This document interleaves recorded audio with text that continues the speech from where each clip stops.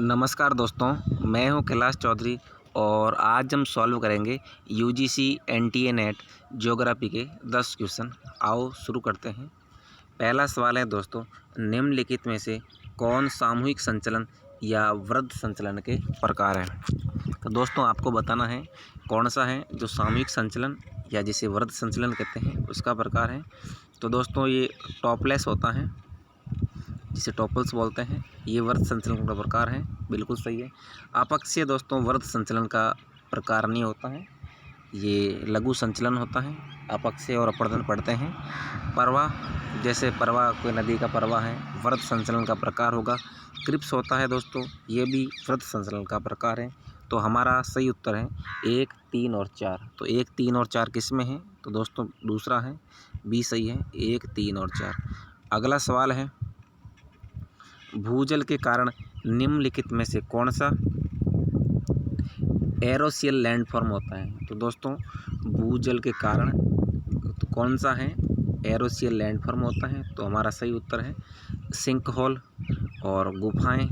Sink hole और गुफाएं होती है दोस्तों, ये एरोशियल लैंडफॉर्म होता है।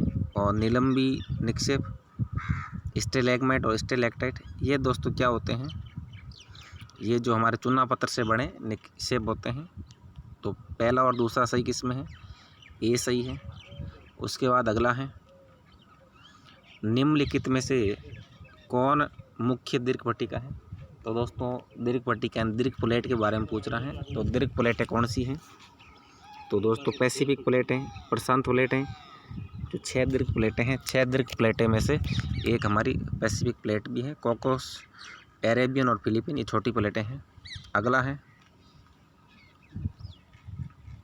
निम्नलिखित में से कौन अवसादी चट्टान जैविक रूप से बनी है। तो दोस्तों कौन सी अवसादी चट्टान है जो जैविक रूप से बनी है? तो इसका सही उत्तर होगा दोस्तों चौक। चौक होती है वो जैविक रूप से बनी होती है। सेल, जैविक, चर्ट, हेलाइन गलत है, तो डी सही है। उसके बाद अगला है,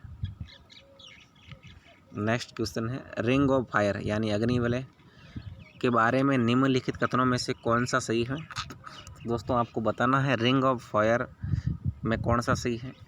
रिंग ऑफ फायर ये अभिसरण पट्टिका सीमाओं का क्षेत्र है। तो दोस्तों बिल्कुल सही है, रिंग ऑफ फायर एक अभिसरण पट्टिका सीमाओं का क्षेत्र है। और ये एक सक्रिय भूकंप और ज्वालामुखी क्षेत्र है, ये भी सही है दोस्तों। ये भूकंप और ज्वालामुखी दोनों आते हैं, अग्नि मेखला कहते हैं, जो प्रशांत महासागर में आता है। अगला है, ये गहरी गंभीर खाई से संबंधित है।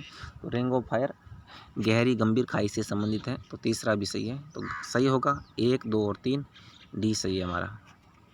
अगला सवाल है, जनजाति और राज्य के निम्नलिखित युग्मों में से कौन सा सही सम्मिलित नहीं है। तो दोस्तों थारू जनजाति कहाँ पाई जाती है? मध्य प्रदेश में नहीं होती थारू। थारू लोग पाए जाते हैं हमारे बिहार, उत्तराखंड और उत्तर प्रदेश में थारू लोग पाए जाते हैं, मेनली उत्तराखंड के अंदर। यदि अरुणाचल प्रदेश सही है। इरुला केरल के अंदर पाए जाते हैं और सैरिया राजस्थान के 12 डिस्ट्रिक्ट में। तो गलत कौन सा हो गया? थारू मध्य प्रदेश। तो हमारा करेक्ट आंसर ए होगा।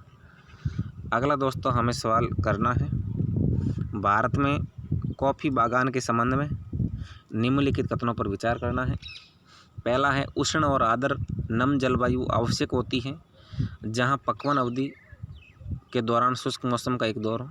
तो दोस्तों ये कॉफ़ी बागान में बिल्कुल सही होता है, क्योंकि उष्ण और आर्द्र जलवायु चाहिए होती है कॉफ़ी बागानों के अंदर। और जिस समय हमें कॉफ़ी पक रही होती है उस समय शुष्क मौसम की ज़रूरत पड़ती है। और अच्छे जल निकास वाले लहरदार खेत होने ज़रूरी है, ये भी सही है। और पहाड़ी ढालों पर तेज़ धूप जहाँ तापमान 35 डिग्री से अधिक हो, ये गलत है दोस्तों। तापमान कितना होना चाहिए?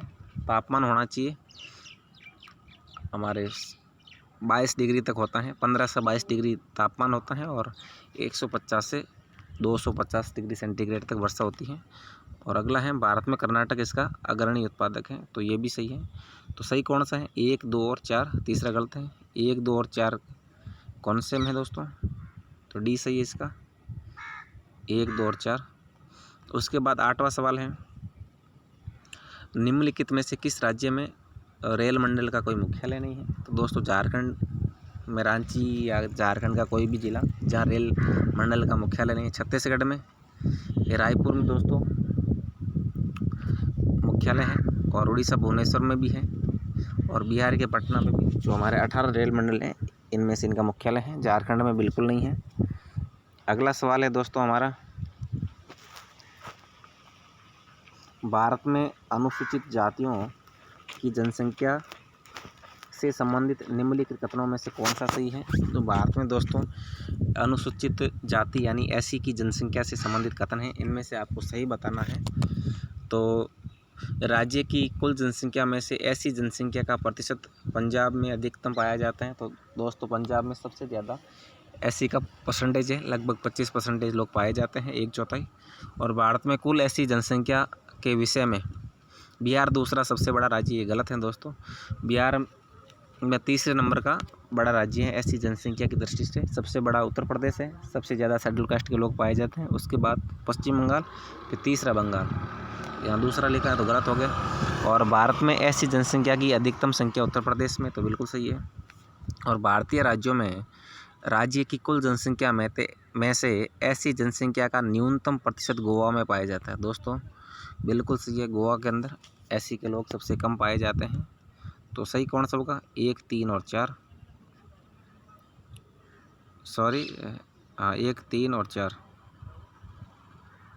1, 3 और 4 किसमें दोस्तों, दूसरा गलत है।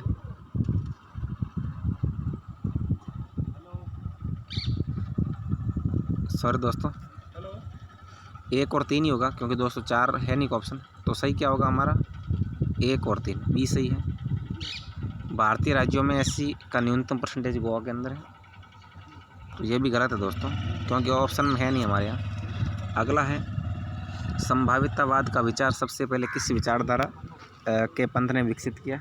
तो दोस्तों सबसे पहले जो संभावितवाद का विचार है, जो हमारे फ्रेंच स्कूल हैं, OH के स्पेड ने दिया था। फ्रेंच स्कूल के OH के स्पेड ने सबसे पहले संभावितवाद का विचार दिया। दोस्तों ये होगा फ्रेंच स्कूल। दोस्तों इसी के साथ हमारे ये 10 प्रश्न थे भूगोल के, NTA UGC नेट के, ये पूरे होते हैं। आज के लिए बस इतना ही। जय हिंद, जय भारत। कल फिर मिलेंगे।